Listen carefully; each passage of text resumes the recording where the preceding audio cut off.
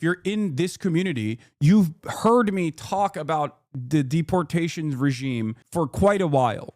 Nonstop. I've offered endless coverage to this issue. So you're obviously very well aware of what the going on. But average Americans are not fully focused on the deportation side, and they're utterly oblivious to the cruel deportations regime that Trump has implemented. They're utterly oblivious to the violation of due process. They're utterly oblivious to the violations of the First Amendment. All of this stuff is happening as the public has not been able to focus on it at all. I want to get some more right now in our top story, the legal saga over the fate of a Maryland man mistakenly. Like, the very fact that this story is becoming a story, this is the story that finally tilts the scales in our direction because people are covering it. The mainstream is consistently covering it. It's becoming a point of contention. This will change the 2080 issue into a 50-50 issue and then inevitably turn it into a 2080 issue in the other direction. This is how it happens. People do not magically have this information beamed into their brains. They have to see it. They have to understand why it's like cruel, why it's unjust. And all of those liberals that we mock here on a daily basis will play a formative role in getting the broad awareness campaign going. Okay? That's it. That's it. Even your MAGA parents need to see this reality and go, I'm turning sour on this stuff. I don't like it. That's how it goes. That's why I still actively yell at the Democratic Party despite not believing in them, because I want them to actually make a fuss. Because if they make a fuss, then the media covers it. And when the media covers it, then inevitably more people are aware of what's going on. They demand their congresspersons to make even more of a fuss. This is how change happens. This is the unfortunate, sad state of affairs. Change is marginal. It does not happen overnight.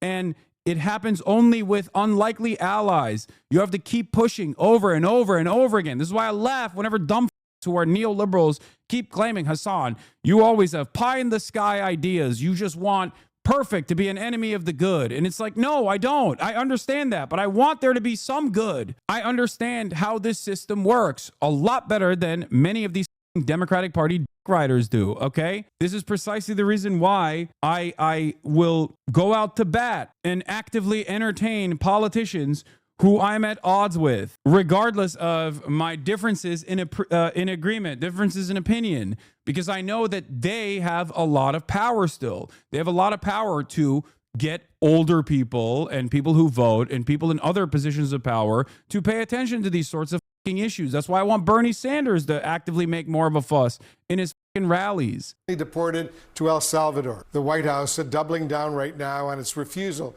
to bring Kilmar Abrego Garcia back to the United States, despite a U.S. Supreme Court order to, quote, facilitate his return to the U.S. while also not infringing on the president's ability to conduct foreign affairs. This is going to change. I'm telling you right now. Up until this very moment, immigration was not at the forefront. People did not care about this, okay? Now you have national polls coming out with disapproval reaching the highest stage on immigration, Trump's strongest aspect, okay?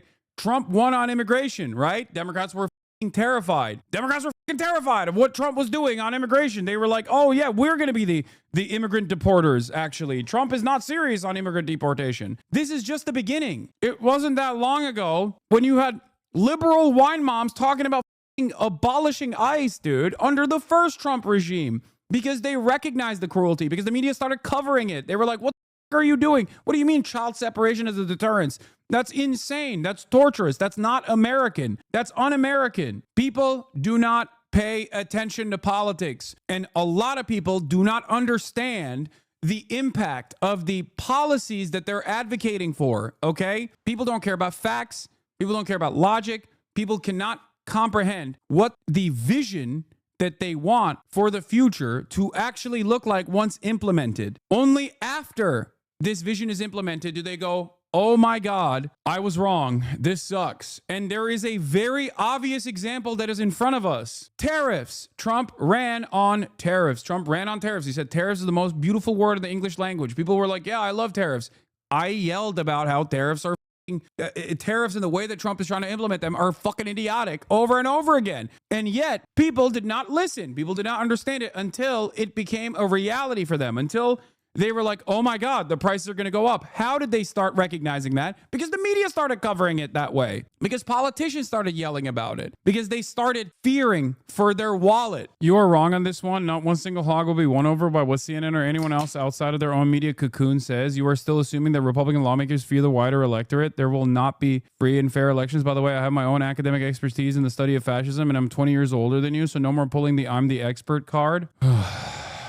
Okay, dude, you got it. Thanks. This kind of stuff has the capacity to have the Joe Rogans of the world be moved in this direction against Trump as well. You do not know what will happen. So stop fantasizing that there's nothing that we can do and that there's no change that can happen and that marginal improvements in getting people to be directionally focused on one of the most glaringly obvious unconstitutional fascist implications of policy from the Trump administration is a bad thing, okay? It's bad. How is that in any way, shape, or form different than Fukuyama thought, where no more history will happen. No more history will happen. History is done. We ran out of history. Yeah, revolutions were a thing of the past. They will never happen again, ever again. So what should we do? Adopt a nihilistic framework and just be like, yeah, it sucks. Lib institutions actually pushing back on Trump's ridiculous agenda is also a good thing. It's not a bad thing. It's a good thing. Then the media starts talking about it. It's not a bad thing at all. All of these liberal institutions, these organizations, liberals in general, the people that go to Bernie rallies, I'm never going to cast them aside as,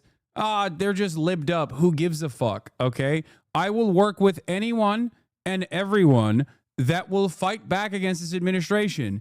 This is how you build coalitions. This is how you successfully try to claw back power from this administration until it's far too late. So until you already have created a vanguard armed and equipped with the copies of the little red book, shut the fuck up. You are not doing anything. You have no vision of change. You just want to complain. In terms of building a broad popular coalition that will actively try to undermine this administration's agenda, you need to have liberals on your side as well, okay? That's it. That's where all the momentum is.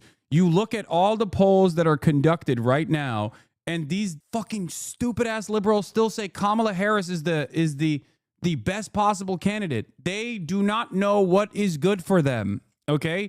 It is up to you to convince them. And you can't do that by sitting on the sidelines and constantly complaining about how fucking dumb they are, okay? It is up to you to convince your parents. It is up to you to convince your neighbors, to show them the way. And you can't do that if you're an annoying little fucking asshole who's constantly fucking complaining about everything and being a nihilistic douchebag, okay? That's it. Lock the fuck in.